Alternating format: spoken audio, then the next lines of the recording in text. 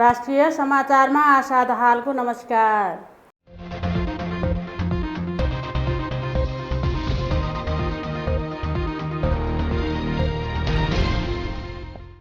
राष्ट्रिय समाचार सुरु गरौं मुख्य खबरहरूबाट। आज टीकाको दोस्रो दिन, मान्यजनबाट टीका र जमरा लगाइँदै। स्वास्थ्य भविष्यको लागि सुरक्षित खाना भन्ने नाराका साथ आज खाद्य दिवस मनाइँदै। सडक विभागले चालु आर्थिक वर्ष 2078-79 मा थप 4वटा सुरुङ मार्ग निर्माणका लागि अध्ययन अघि बढाउँदै। दशैंमा नयाँ नोटको सुरक्षा गर्न नेपाल राष्ट्र बैंकको आग्रह। हेटौडाको रातमाटेमा बसले मोटरसाइकललाई ठक्कर दिँदा 2 जनाको ज्यान गयो। तलेजुको वाहन सेतो घोडाको जात्रा सम्पन्न। र ससुरालीमा टीका लगाएर फर्किँदा भिरबाट लडेर एकको मृत्यु।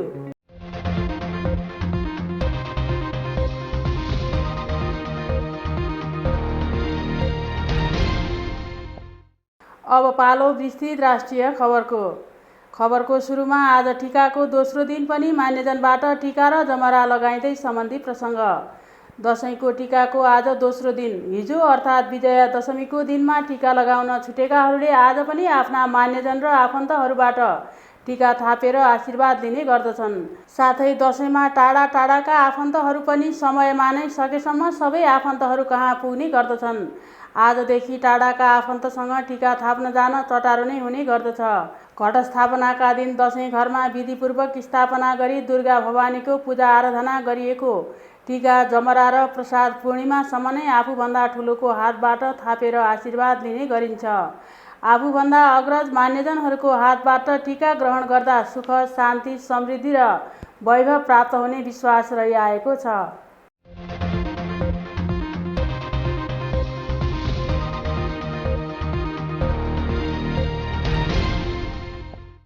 अब विश्व खाद्य दिवस मनाइँदै सम्बन्धी प्रसङ्ग। आज विश्व खाद्य दिवस। स्वास्थ्य भविष्यको लागि सुरक्षित खाना भन्ने नाराका साथ आज विश्वभर 41औं विश्व खाद्य दिवस मनाइँदैछ। खाद्यान्न सङ्कट तथा भोकमरी विरुद्ध लड्ने संयुक्त प्रतिबद्धताका साथ संसारभर विश्व खाद्यान्न दिवस मनाउने गरिन्छ। संयुक्त राष्ट्र सङ्घको विशिष्टकृत निकाय खाद्य तथा कृषि सङ्गठनको प्रस्तावलाई राष्ट्रसङ्घले पारित गरेसँगै सन् 1981 देखि यो दिवस मनाइँदै आएको हो। खाद्य तथा कृषि सङ्गठनको स्थापना दिवसको अवसर पारेर विश्व खाद्य दिवस मनाइन्छ। खाद्य तथा कृषि सङ्गठन 16 अक्टोबर सन् 1945 मा स्थापना भएको थियो। सन् 1951 को नोभेम्बरमा नेपालले खाद्य तथा कृषि सङ्गठनको सदस्यता पाएको थियो।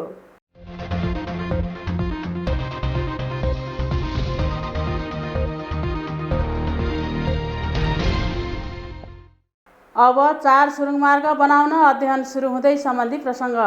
सडक विभागले चालु आर्थिक वर्ष 2078-79 मा थप 4वटा सुरुङ मार्ग निर्माणका लागि अध्ययन अघि बढाउने भएको छ।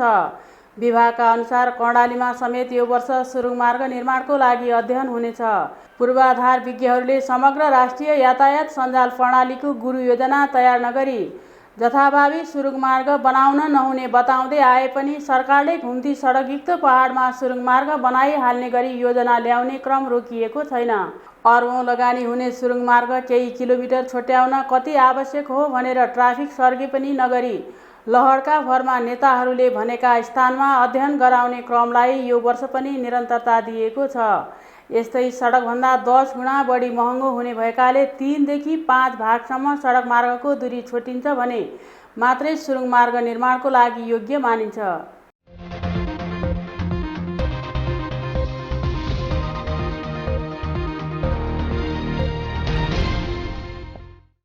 अब दशैंमा नोटको सुरक्षा गर्न राष्ट्र बैंकको आग्रह सम्बन्धी प्रसङ्ग। यस वर्ष नेपाल राष्ट्र बैंकले दशैंको अवसर पारेर करिब 35 अर्ब रुपैयाँ बराबरको नोट सटही गरेको छ। हरेक वर्ष सर्वसाधारणहरूका लागि केन्द्रीय बैंकले नयाँ नोट उपलब्ध गराउँदै आएको हो। दशैं नजिकिएसँगै नेपालीहरूको घर परिवारमा नयाँ नोटको खोजी सुरु हुन्छ। दशैंमा टीका लगाएर नयाँ नोटको दक्षिणा दिने चलन निकै पुरानो भइसक्यो। यही प्रचलनलाई निरन्तरता दिन नेपाल राष्ट्र बैंकले हरेक वर्षको दशैँमा नयाँ नोट निष्कासन गर्छ। यस्तै दशैँका बेला नयाँ नोटको कसरी सुरक्षा गर्ने भनेर राष्ट्र बैंकले हरेक वर्ष सर्वसाधारणहरूलाई सचेत गराउँदै पनि आएको छ। यस्तै अहिले त कानुनमै पनि नोटमा केरमेट गरे कडा कानुनको व्यवस्था समेत छ। त्यसैगरी नोट जलाउने, केरमेट गर्ने तथा काम नलाग्ने बनाउनु गैर कानुनी भएको र त्यसो गरे 3 महिनासम्म जेल सजाय समेत हुन सक्ने भन्दै सचेत रहन राष्ट्र बैंकले अनुरोध समेत गरेको छ।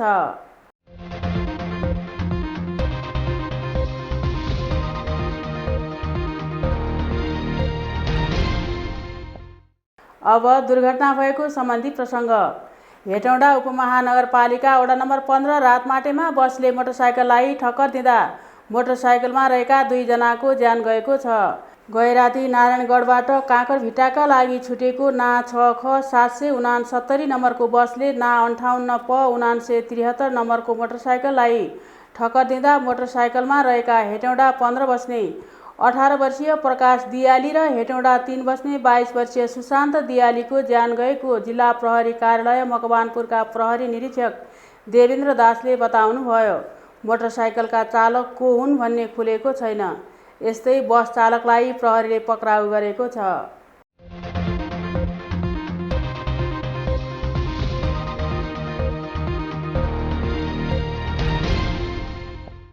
अब तलेजुको वाहन सेतो घोडाको जात्रा सम्पन्न भएको सम्बन्धी प्रसङ्ग। धार्मिक तथा सांस्कृतिक महत्त्वको तलेजुको वाहनका रूपमा पुजिने सेतो घोडाको जात्रा गैराती सम्पन्न भएको छ। यो जात्रा प्रत्येक वर्ष बडा दशैँ र एकादशीको मध्यरातको समयमा आयोजना गरिने परम्परा छ। जात्रामा तलेजु भवानीलाई तलेजुका मूल नाइके आचार्य जोशी राजोपाध्यायबाट तान्त्रिक विधि अनुसार कालारात्रि पूजा टीका सहितको पूजा विसर्जन गरेपछि सेतो घोडा जात्रा हुने परम्परा छ। जात्रा हुनुअघि सेतो घोडालाई एउटा भेडा बलि दिइन्छ। घोडालाई तलेजुको मूल चोकबाट बाहिर ल्याइसकेपछि भक्तपुर नगरको तल्लो दरबार क्षेत्रबाट खौमा, इटाछे, भरबाचो, वंशगोपाल, भुजीकोखा, नारायण चोका साथै माथिल्लो दरबार क्षेत्रको खिछे, चोछे, झोलाछे, थालाछे, गोलमणी, सुकुलढोका र टमौटी घुमाई जात्रा सम्पन्न गरिने गरिन्छ।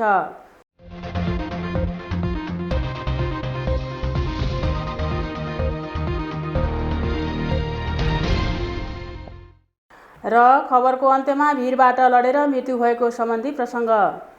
खोटाङमा भिरबाट लडेर एक व्यक्तिको मृत्यु भएको छ।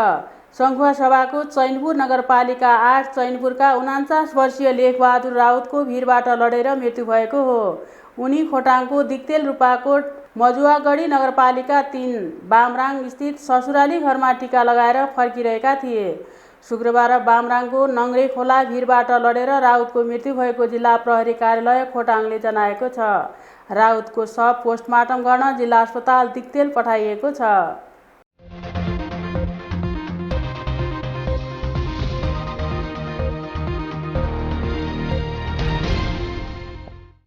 राष्ट्रिय समाचारको अन्त्यमा जाँदा जाँदै मुख्य खबरहरू फेरि एकपटक।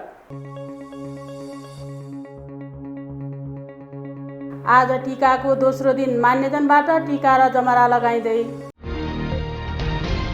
स्वास्थ्य भविष्यको लागि सुरक्षित खाना भन्ने नाराका साथ आज खाद्य दिवस मनाइँदै। सडक विभागले चालु आर्थिक वर्ष 2078-79 मा थप 4वटा सुरुङ मार्ग निर्माणका लागि अध्ययन अघि बढाउँदै। दशैँमा नयाँ नोटको सुरक्षा गर्न नेपाल राष्ट्र बैंकको आग्रह।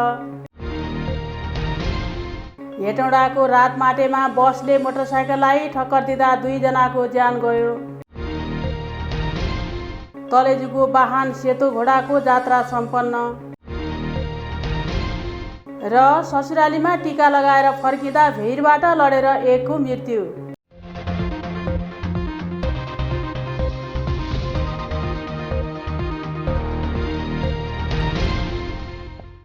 हवस् त अहिलेलाई राष्ट्रिय समाचार यति नै।